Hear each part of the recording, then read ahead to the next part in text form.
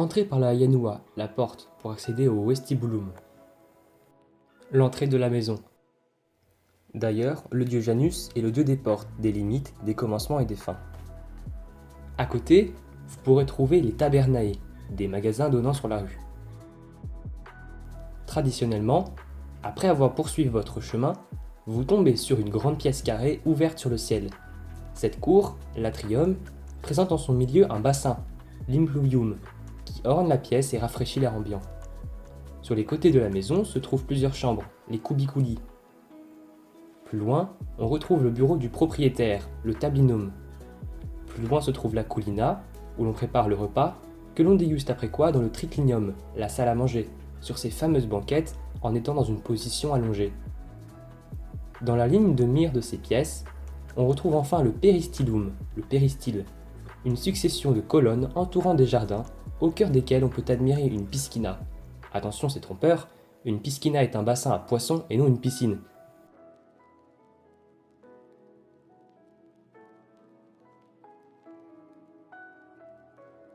Un peu de vocabulaire sur l'habitation. La maison se dit domus, domus, et c'est un nom féminin. La maison de campagne, ou la résidence secondaire, la ferme, l'exploitation, se traduit par villa, villae féminin.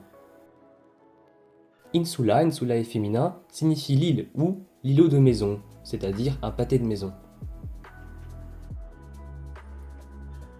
Jetons maintenant un coup d'œil à l'intérieur.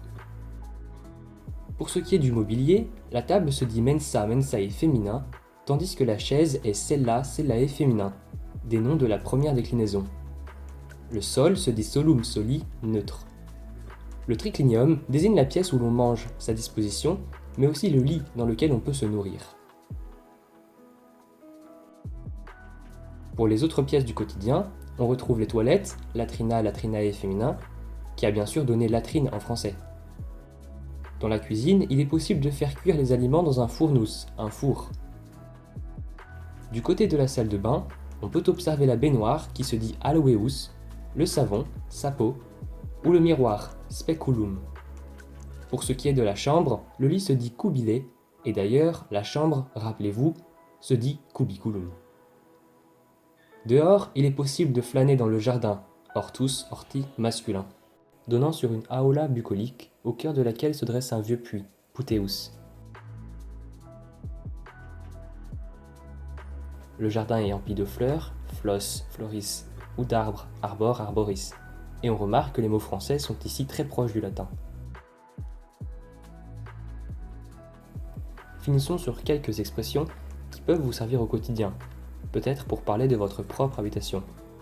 Domus maxima et iucunda est.